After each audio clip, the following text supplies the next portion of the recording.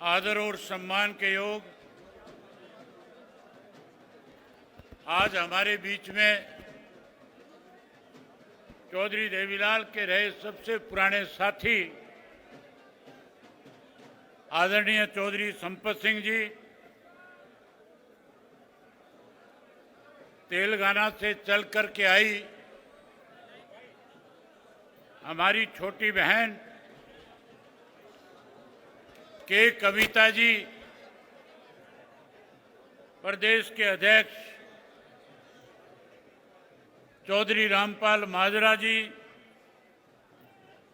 Party के राष्ट्रीय उपाध्यक्ष चौधरी शेर सिंह बड़शामी जी पूर्व में रहे मेंबर पार्लियामेंट पार्टी के राष्ट्रीय उपाध्यक्ष captain Inder Singh ji ex MLA जल योद्धा रहे रघु यादव जी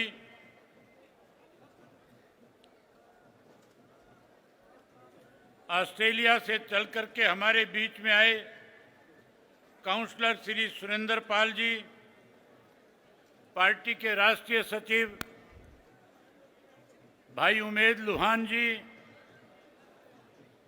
डबवाड़ी से विधायक अजीत आदित्य चौटाला जी मंच का संचालन कर रहे लीगल सेल के प्रदेश के अध्यक्ष जसवीर सिंह ढिल्लों जी जिला रोहतक के अध्यक्ष डॉक्टर नफे सिंह लाड़ी जी पूर्व में रहे विधायक पार्टी के राष्ट्रीय सचिव चौधरी बलवंत सिंह मायना जी मंच पे मेरे साथ बैठे हुए पार्टी के सभी प्रकोष्ठों के संयोजकगण पार्टी के राष्ट्रीय जिला और प्रदेश स्तर के सभी नेतागण सबसे पहले मैं आज लाखों की संख्या में रैली के अंदर आए हुए आदरणीय बुजुर्गों नौजवान साथियों सम्मान के योग्य माताओं बहनों इस भारतवर्ष के उज्जवल भविष्य प्यारे बच्चों पत्रकार छायाकार दोस्तों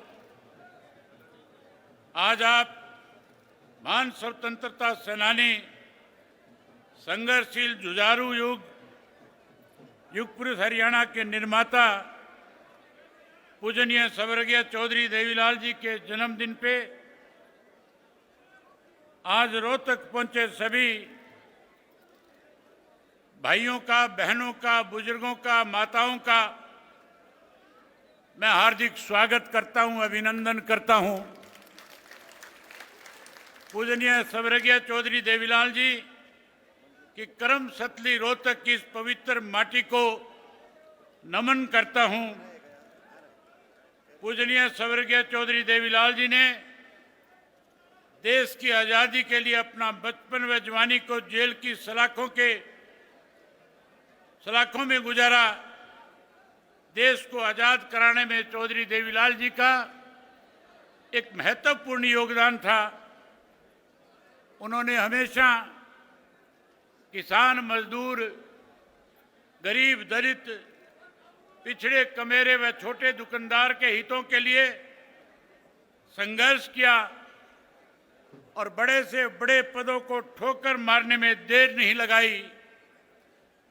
देश को आजाद कराने में आदरणीय स्वर्गीय चौधरी देवीलाल जी की मुख्य भूमिका रही। हरियाणा के निर्माण में चौधरी देवीलाल जी की अहम भूमिका रही। साथियों इमरजेंसी 1975 में लगी, कांग्रेस ने इमरजेंसी लगाई और इमरजेंसी के बाद अगर हरियाणा प्रदेश में सबसे पहले किसी व्यक्ति की गिरफ्तारी हुई तो उस शख्स का नाम भी आदरणीय स्वर्गीय चौधरी देवीलाल था। जहां चौधरी देवीलाल जी को जेल की सलाखों के पीछे भेज दिया, वहीं स्वर्गीय चौधरी ओम प्रकाश चौटाला जी को भी 19 वर्ष तक जेल की सलाखों के पीछे रहना पड़ा। 19 महीने के बाद जब जेल से बाहर आए तो बाहर आने के बाद जब चुनाव हुआ तो न केवल देश से कांग्रेस पार्टी को जाना पड़ा, बल्कि चौधरी देवीलाल के नेतृत्व में हरियाणा में लड़ाई लड़ करके कांग्रेस पार्टी को सत्ता से दूर करने का काम किया। साथियों, मुझे अच्छी तरह से याद है, सन 1985 का वक्त था, पंजाब में उग्रवाद चरम सीमा पे था और पंजाब के उस उग्रवाद को कैसे खत्म किया जाए, उसके लिए देश के प्रधानमंत्री स्वर्गीय राजीव गांधी ने एक समझौता पंजाब के लोगों के साथ किया, जिसका नाम राजीव लोंगोवाल समझौता रखा गया। हमें उस समझौते से कोई परेशानी नहीं थी, लेकिन उसकी दो धाराएं थी, धारा 7 और 9। जिन धारा 7 और 9 के तहत हरियाणा प्रदेश के साथ भेदभाव किया जा रहा था। हरियाणा प्रदेश में उस वक्त कांग्रेस की तरफ से मुख्यमंत्री के पद पे चौधरी भजनलाल आसीन थे, बैठे थे। जब समझौता हो रहा था तो दिल्ली में राजीव गांधी के दफ्तर के अंदर राजीव गांधी और लोंगोवाल, संत लोंगोवाल दोनों बैठ करके हरियाणा के भविष्य के, हरियाणा के साथ कुठाराघात कर रहे थे। कहीं जो चंडीगढ़ शाह कमीशन की रिपोर्ट के अनुसार हमारा हरियाणा का था, उस चंडीगढ़ को पंजाब को दे दिया गया था। उसी समझौते के तहत हमारा यमुना का पानी कम कर दिया गया था। चौधरी देवीलाल ने जब उस समझौते को पढ़ा, उसी दिन उन्होंने ऐलान कर दिया कि मैं भी चाहता हूं पंजाब के अंदर शांति हो, उग्रवाद खत्म हो, लेकिन कोई हरियाणा के साथ भेदभाव करे, हरियाणा के हकों पे कोई कुठाराघात करे, डाका डाले, मैं कतई बर्दाश्त नहीं करूंगा। और उसी दिन ऐलान कर दिया कि हम इस समझौते को नामंजूर करते हैं। अगर सरकार ने समझौता थोपने की कोशिश करी तो फिर हम हरियाणा के लोगों के बीच में जाएंगे और एक ऐसा आंदोलन खड़ा कर देंगे कि उसके बाद हरियाणा के लोग न केवल इस समझौते को रद्द करने में अपनी एडी चोटी का जोर लगाएंगे, बल्कि हम कांग्रेस पार्टी को हरियाणा प्रदेश से सुपड़ा साफ करके सत्ता से बाहर करने का काम करेंगे। साथियों, आपको याद होगा स्वर्गीय चौधरी देवीलाल जी ने आप लोगों को अपने साथ लेकर के एक न्याय युद्ध शुरू किया था। एक ऐसा न्याय युद्ध था जब हिसार से चौधरी देवीलाल पैदल चले और पैदल चल करके जब दिल्ली की तरफ कूच कर रहे थे तो पहले सैकड़ों की संख्या में लोग उनके साथ चले थे। अखबार के लोग लिखते थे कि चौधरी देवीलाल का निर्णय गलत है, चौधरी देवीलाल ने गलत फैसला ले लिया। शायद प्रदेश के लोग चौधरी देवीलाल का इस मामले में साथ ना निभाएं, लेकिन साथियों, दिल्ली पहुंचते पहुंचते जो सैकड़ों की संख्या में चले हुए साथी थे, वो लाखों की संख्या में तब्दील हो गए थे और लाखों की संख्या में दिल्ली के बोट क्लब पे जाके चौधरी देवीलाल ने कहा, या तो राजीव लोंगोवाल समझौता वापस ले लिया जाए, अन्यथा इन महलों में बैठे हुए जो लोग हैं, जो देश के ऊपर इस तरह की चीजें थोपने का काम करते हैं, हम आने वाले वक्त में उन्हें यहां से उखाड़ फेंकने का काम करेंगे और हरियाणा प्रदेश के साथ किए गए विश्वासघात को खत्म करके हरियाणा प्रदेश के लोगों के साथ न्याय करने का काम करेंगे। साथियों, आपके सहयोग और समर्थन से सन 1987 में जब चुनाव हुआ तो जिन कांग्रेस के लोगों ने हरियाणा प्रदेश को कहीं बर्बाद करने की ठान रखी थी, उन्हीं हरियाणा प्रदेश में आम जनता ने चौधरी देवीलाल के साथ खड़े होकर के उस विधानसभा के चुनाव में कांग्रेस पार्टी का सुपड़ा साफ कर दिया था। 90 में से 85 सीटें जिता करके प्रदेश की सत्ता सौंपने का काम किया था। आज फिर उसी तरह का वक्त चल रहा है। आज देश के अंदर जो भारतीय जनता पार्टी की सरकार है, मनमाने ढंग से लोगों के ऊपर अपनी मनमर्जी के कानून थोपने का काम करती है। आपने पिछले दिनों अखबार में पढ़ा होगा कैसे राजनीतिक लोगों को दबाया और कुचला जाए, इसके लिए देश के प्रधानमंत्री ने देश के गृह मंत्री से कहा कि एक बिल लेकर के आओ, ऐसा बिल लेकर के आओ कि जब हम चाहे विपक्ष के किसी भी व्यक्ति को जो सरकार के खिलाफ कहीं अपनी आवाज बुलंद करता है, जो कहीं सरकार को चैलेंज करने का काम करता है, कैसे उसको राजनीतिक रूप से खत्म किया जाए।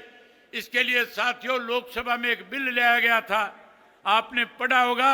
उस बिल में लिखा था कि जिस किसी राजनेता को 1 महीने कैद हो जाएगी, जो कोई 1 महीने तक किसी जुर्म के तहत कैद में चला जाएगा, ना वो मुख्यमंत्री रहेगा, ना वो मेंबर पार्लियामेंट रहेगा, ना वो विधायक और मुख्यमंत्री रह पाएगा।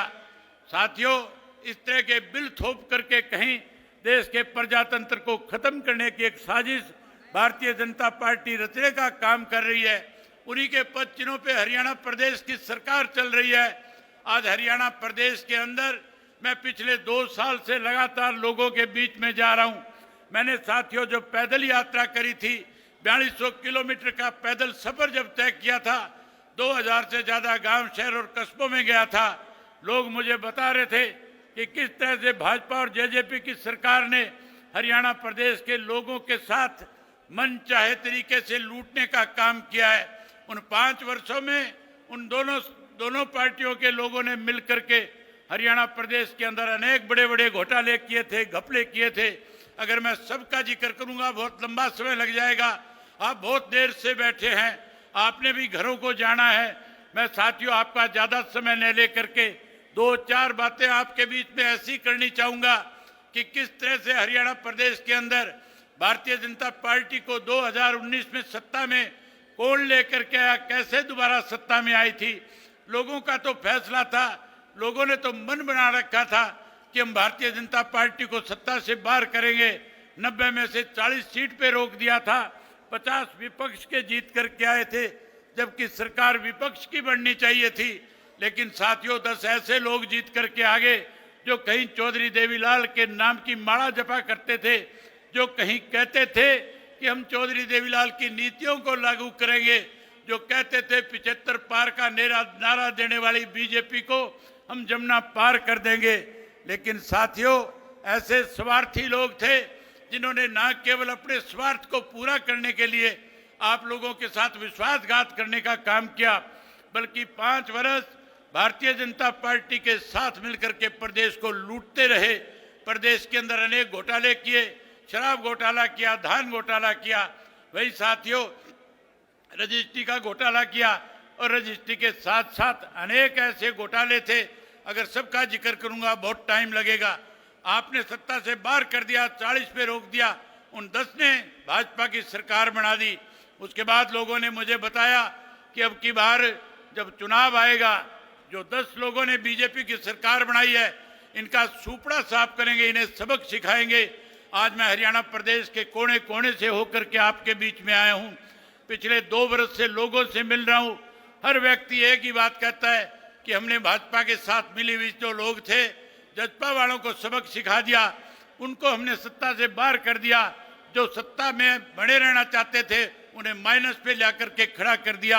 मैं जब पूछता था कि भाजपा जजपा का कोई नाम लेवा बचा है क्या, लोग कहते थे कोई नहीं बचा। मैं आज लाखों लोग आए हैं, आपसे पूछता हूं, आप हरियाणा प्रदेश के कोने कोने से चल करके आए हो, आज कोई जेजेपी का नाम लेने वाला इस प्रदेश में बचा है क्या? मैं आपसे पूछना चाहता हूं, प्रेस के लोग सबको दिखाएंगे, आप जोर से बोल करके बताओ कि जजपा का पूर्ण रूप से सफाया हो गया कि नहीं हो गया? पूर्ण रूप से सफाया हो गया। जहां जजपा का सफाया आप लोगों ने कर दिया, वहीं साथियों अब ये जो तीसरी बार की सरकार बनी है, इसके लिए कोई और जिम्मेवार नहीं है। इस तीसरी बार को बनाने में मुझे पूरे प्रदेश के लोगों ने बताया कि ये बाप बेटा दोनों ने जहां भाजपा की तीसरी बार सरकार बनाई है, वहीं हरियाणा प्रदेश का नाश कर दिया। मैं आपसे पूछना चाहता हूं, ये तीसरी बार की सरकार के लिए कौन जिम्मेवार है, कौन दोषी है, कौन षड्यंत्रकारी है? तो जिस तरह से आपने जजपा का सूपड़ा साफ किया है, मैं उम्मीद करूंगा कि आने वाले समय में आप जैसे जजपा का सूपड़ा साफ करके आए हो, उसी तरीके से इस कांग्रेस पार्टी का भी सूपड़ा साफ करके इंडियन नेशनल लोकदल पार्टी को 2029 में सत्ता में लेकर के आओगे। साथियों, ये कांग्रेसी हमारे बारे में कहते थे, ये हुड्डा और इसका बेटा दोनों लगातार पिछले 2 वर्ष से प्रदेश में जहां कहीं भी गए भाजपा के खिलाफ कुछ कहने की बजाय केवल एक ही बात कहते थे, इंडियन नेशनल लोकदल पार्टी तो वोट काटू पार्टी है। साथियों, ये कहते थे कि हम बी टीम है। मैं आज आपसे पूछना चाहता हूं, हरियाणा प्रदेश में कौन सी पार्टी ऐसी है जो भाजपा के बी टीम के रूप में काम कर रही है? कांग्रेस पार्टी बी टीम के रूप में काम कर रही है। जहां ये हमें वोट काटू कहते थे, मैं आज उन कांग्रेसियों को खुले तौर से कहता हूं, हम वोट काटने वाले नहीं, हम तो रांद काटने वाले हैं। आने वाले 2029 में जब चुनाव होगा तो जहां भाजपा को सत्ता से बाहर करेंगे, वहीं इस कांग्रेस पार्टी की भी रांद काटने का काम करेंगे। साथियों, मैंने चेतना यात्रा में चौधरी देवीलाल जी के साथ बहुत काम किया था। मैंने चौधरी देवीलाल जी से बहुत कुछ सीखा था। चौधरी देवीलाल किस तरह से गांव-गांव में जाते थे, लोगों के बीच में बैठ करके उनसे पूछते थे कि कांग्रेस का राज अच्छा था या उस वक्त में जनता दल का राज था। उसके बारे में लोग कहते थे कि चौधरी देवीलाल ने जो राज बनाया था, चौधरी देवीलाल जिसमें उप प्रधानमंत्री थे, हमें उस वक्त बहुत सारी सुविधाएं मिली थी। खुल के कह रहे थे कि अगर आज पेंशन पूरे देश में किसी व्यक्ति की वजह से मिलती है तो उस शख्स का नाम चौधरी देवीलाल था। आज 100 रुपये वाली पेंशन 3000 के रूप में प्रदेश के लोगों को मिल रही है। साथियों, 2029 में अपनी सरकार बना लेना, इसी चौधरी देवीलाल की बनाई हुई पेंशन को 2 गुना के रूप में करके हरियाणा प्रदेश के बुजुर्गों का मान सम्मान बढ़ाने का काम करेंगे। बहन के कविता कह रही थी कि मैं चाहती हूं कि तेलंगाना की तर्ज के ऊपर हरियाणा प्रदेश के किसान की बिजली के बिल माफ होने चाहिए। मैं भरी सभा में आपसे वायदा कहता हूं, न केवल किसान के खेत के बिजली का बिल माफ करेंगे, बल्कि हरियाणा प्रदेश के हर बिजली के उपभोक्ता को मुफ्त में बिजली देने का काम करेंगे। साथियों, जब आप इंडियन नेशनल लोकदल पार्टी की सरकार बना दोगे, हम 3 चीजों का सफाया करेंगे। ये हमारी सोच है। हम चौधरी देवीलाल की नीतियों को जहां आगे बढ़ाएंगे, जहां हरियाणा प्रदेश के लोगों को सुख सुविधाएं प्रदान करेंगे, वहीं हम पहली कलम से पहले 3 फैसले लेने का काम करेंगे। हम सबसे पहले हरियाणा प्रदेश की बेरोजगारी को खत्म करके अपने युवाओं को रोजगार देने का काम करेंगे। जहां हम अपने युवाओं को रोजगार देंगे, वहीं उसके साथ साथ साथियों, जो आज भ्रष्टाचार चरम सीमा पे है, इसे जड़ मूल से खत्म करने का काम करेंगे। अभी मेरे से पहले इस बात का जिक्र हो रहा था कि आज हरियाणा प्रदेश में फिरौतियां मांगी जाती है, आज हरियाणा प्रदेश में कत्लेआम किया जाता है, आज हरियाणा प्रदेश में बेकसूर लोगों को मार दिया जाता है, आज अपहरण किए जाते हैं, आज बलात्कार किए जाते हैं। मैं आपसे वायदा करता हूं, जिस दिन इंडियन नेशनल लोकदल पार्टी की सरकार प्रदेश में बड़ी, मैं इन बदमाश और गुंडों को हरियाणा प्रदेश से न केवल बाहर करने का काम करूंगा, बल्कि जिन लोगों ने इनको पनाही दी थी, जिन लोगों ने इन्हें खड़ा किया था, उन लोगों को भी जेल की सलाखों के पीछे भेजने का काम करेंगे। साथियों, आप बहुत देर से बैठे हो, मैं आपसे और ज्यादा वक्त नहीं लेना चाहता। केवल एक बात कह करके आपसे इजाजत चाहूंगा। मैं उम्मीद करूंगा कि हमारे इंडियन नेशनल लोकदल पार्टी में आज जितने भी साथी शामिल हुए, मैं उन सब का स्वागत करता हूं, उन सबका अभिनंदन करता हूं, उन्हें विश्वास और भरोसा दिलाता हूं कि हम अपने कार्यकर्ताओं से उनका 21 का सम्मान करने का काम करेंगे। वहीं आप इतनी बड़ी संख्या में आए, आपने मेरी बात को सुना, आपने मुझे अपना आशीर्वाद दिया। आज आशीर्वाद देने आए हो कि नहीं आए हो? जहाँ आपने आशीर्वाद दिया, मैं उस सब के लिए आपका बहुत आभारी हूँ। आपने मेरी बात सुनी, आप सबका बहुत धन्यवाद। जय हिंद, जय हरियाणा।